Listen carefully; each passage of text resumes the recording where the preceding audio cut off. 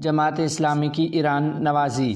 ارض مقدس فلسطین پہ صہیونی یہودی حملہ آور کیا ہوا ہے کہ جہاں پاکستان کی جماعت اسلامی کی قسمت جاگ اٹھی اور جناب سراج الحق صاحب ایران کو تھپکیاں دینے وہاں جا پہنچے، جیسے ایران نے اہل فلسطین کی اعانت کے لیے لشکروں کے لشکر بھیج دیے ہوں۔ حالانکہ ایران کا منافقانہ کردار ساری دنیا کے سامنے ہے۔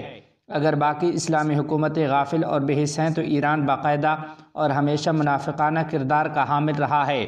بدقسمتی سے پاکستان کی دینی اور سیاسی جماعتوں میں سب سے زیادہ مکروہ چہرہ جماعت اسلامی کا ہے۔ جماعت نے اپنے تقدس مابی کے خول میں کہاں سے مالی مفادات سمیٹے اور اس کی کون سی قیادتیں ان قبیح اعمال کی پاداش میں لقمہ نہنگ اجل بنتی چلی گئیں، یہ بڑی لمبی چوڑی داستان ہے اور اس داستان کا 50% حصہ میاں طفیل محمد مرحوم کے انکشافات طفیل نامہ میں دیکھا جا سکتا ہے، اور باقی حقائق کوثر نیاسی کی کتاب جماعت اسلامی عوام عدالت میں ملاحظہ کیے جا سکتے ہیں۔ رہی صحیح کسر مولانا مودودی صاحب کی اولاد نے اپنی مطبوعہ کتابوں میں نکال دی ہے، اور یوں جماعت اسلامی 1977 عیسوی کے دور میں جو جنرل ضیاء الحق مرحوم کی طفیلی پارٹی بنی تھی، وہ اب تک طاقتور حلقوں کے رکھے ہوئے وینٹیلیٹر پہ ہی مصنوعی سانسیں لینے پہ مجبور ہے، اور اس طرح نیم مردہ میں جب کبھی ہلکی سی کوئی جنبش ہوئی ہے تو وہ ایرانی حکومت کے چھانٹے لگنے سے ہی ہوئی ہے۔ یاد رہے کہ 77 عیسوی کے زمانہ میں جماعت اسلامی کے 2 فیصلے ان کے زوال کا سبب بنے تھے، ایک جماعت کا من کل الوجوہ سرکاری سرپرستی میں چلے جانا، اور دوسرا 1979 عیسوی میں پاکستان کے اندر ایران کے خمینی اور شیعہ انقلاب کی راہیں ہموار کرنا۔ کاتب السطور تحریک خدام اہل سنت والجماعت کے ساتھ اپنی فکری اور قلبی وابستگی رکھنے کے باوجود یہ تجزیہ کرنے پہ مجبور ہے کہ ایران کے خونخوار رافضی انقلاب کے آگے مولانا حق نواز جنگوی شہید رحمہ اللہ کی تحریک نے بند باندھ کر جماعت اسلامی کے خوابوں کو آنکھ کھلنے سے پہلے ہی چکنا چور کر دیا تھا، ورنہ اس جماعت کو ایران نے جو یہاں انقلاب کا ٹھیکہ دے رکھا تھا، اگر خدا نخواستہ ایرانی رفس کا ریچھ پاکستان میں گھس آتا تو جماعت اسلامی کی ان کٹھ پتلیوں کو سینگ لگ جاتے۔ اور سیاسی تناظر میں دیکھا جائے تو حضرت مولانا مفتی محمود رحمہ اللہ کی نرم پالیسیوں نے جو جماعت اسلامی کو سر اٹھانے کا موقع فراہم کیا تھا، وہ مولانا فضل الرحمان صاحب کے طرز سیاست نے دفن کر کے رکھ دیا ہے، اور اب سیاست کے چوک پورے کرنے میں یہ سرگرداں ادھر ادھر مارے پھر رہے ہیں۔ ماضی قریب کے معروف سرحدی سیاستدان عبدالولی خان نے ایک مرتبہ اپنی کسی جلی کٹی تقریر میں کہا تھا کہ جماعت اسلامی حق اور باطل کے درمیان ایک معیار ہے، جس طرف جماعت ہوگی وہ یقیناً اہل باطل کا گروہ ہوگا۔ آج جب جناب سراج الحق صاحب ایران کے دورے پہ تشریف لے گئے اور وہاں انہوں نے خمینی صاحب کا گھر دیکھ کر جو تاثرات رقم کیے، وہ تاریخ پہ نظر رکھنے والوں کے لیے کوئی نئی خبر نہیں ہے، کیونکہ جماعت اسلامی کی قیادت نے ہر دور میں ایرانی فرقہ پرستوں کی حمایت کر کے اپنی سیاہ بختی میں اضافہ ہی کیا ہے۔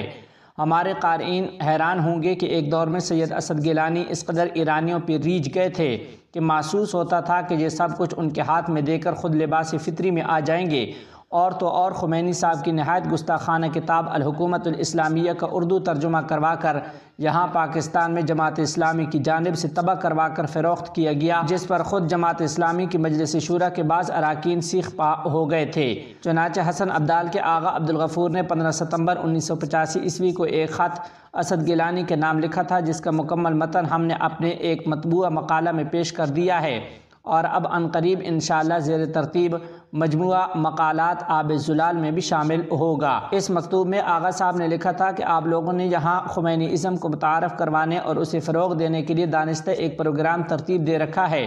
مکتوب نگار نے یہ بھی لکھا تھا کہ خمینی کی کتابوں کی اشاعت سے آپ کو مالی منفعت تو حاصل ہو جائے گی، لیکن جماعت کی ساکھ داؤ پہ لگ جائے گی۔ مکتوب نگار نے کھلے لفظوں میں انکشاف کیا تھا کہ آج کل ایران یاترا ہو یا خمینی کے حق میں 4 سطریں، اس کے عوض خطیر رقمیں ملتی ہیں، مگر اس قسم کے تمام بہی خواہوں کی مخالفت کے باوجود خمینی کے الحکومت الاسلامیہ مترجم شائع کر دی گئی، اور یوں اسد گیلانی ایک گستاخ صحابہ بلکہ توہین رسالت صلی اللہ علیہ وسلم کے مرتکب خمینی کی تائیدات کا بوجھ لے کر اپنی قبر کی پاتال میں اتر گئے۔ حالانکہ خود مودودی صاحب کا اپنی زندگی میں یہ اعتراف موجود ہے کہ خمینی اور شیعیت کے دلوں میں صحابہ اکرام رضوان اللہ علیہ مجمعین کی عداوت بھری ہوتی ہے، جیسا کہ مولانا ابو الحسن علی میاں ندوی مرحوم نے انکشاف کیا تھا۔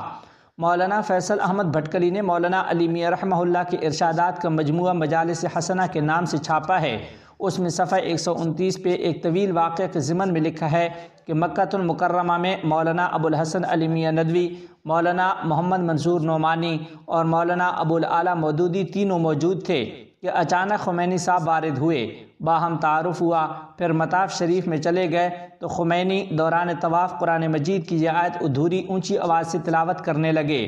ربنا اغفر لنا ولاخواننا الذین سبقونا بالایمان۔ یہ دیکھ کر باقی علماء نے زور سے اگلا حصہ پڑھا، ولا تجعل فی قلوبنا غلا للذین آمنوا۔ تو مولانا مودودی نے کہا کہ آپ نے ان کو چپت لگا ہی دی، چونکہ ان کے دلوں میں صحابہ اکرام رضوان اللہ علیہم اجمعین کا کینہ ہے، اس لیے وہ اگلی دعا کرنا ہی نہیں چاہتے۔ اس واقعے سے معلوم ہوا کہ مودودی صاحب اور ان کی جماعت والے خمینیت کی صحابہ دشمنی سے خوب واقف ہیں، اور اس سلسلہ میں یہ کسی لاعلمی یا غلط فہمی کا شکار قطعاً نہیں ہے، مگر اس سب کے باوجود ہر موقع پر ایران کی حمایت اور شیعوں کی خوشنودی جماعت اسلامی کا دماغی جلاب رہی ہے۔ ہم سمجھتے ہیں کہ جناب سراج الحق نے خمینی کے گھر جا کر جو اپنے تاثرات رقم کیے ہیں، ان میں جماعت اسلامی کی فکری بے بسی اور احساس کمتری بلکہ موت کا واضح اعلان ہے۔ جماعت خواہشات نفس کے تقاضوں کو کب تک جمع رکھے گی اور رفض و بدعت کے پرانے ملبوں پر کب تک اپنی بقا کے بت کھڑے رکھنے کا شوق پورا کرتی رہے گی؟ جناب سراج الحق نے اپنے تاثرات میں خمینی کو عظیم انقلاب کا قائد، ایران کو اسلامی انقلاب کا گہوارہ اور وہ سب کچھ لکھا ہے جس کی جماعت اسلامی والوں سے امید کی جا سکتی ہے۔ جماعت اسلامی کے روشن ضمیر اور صالح جوانوں کو چاہیے کہ وہ اس اندھی خمینیت نوازی پہ اپنی قیادت سے احتجاج کریں اور عناد انگیزی پالیسی کے خلاف اپنی آواز اٹھائیں، تاکہ وحدت امت کے نام سے جماعت اسلامی اپنے لسوڑوں کے مربے والا یہ مرتبان اب توڑنے پہ مجبور ہو جائے۔ فاعتبروا یا اولی الابصار۔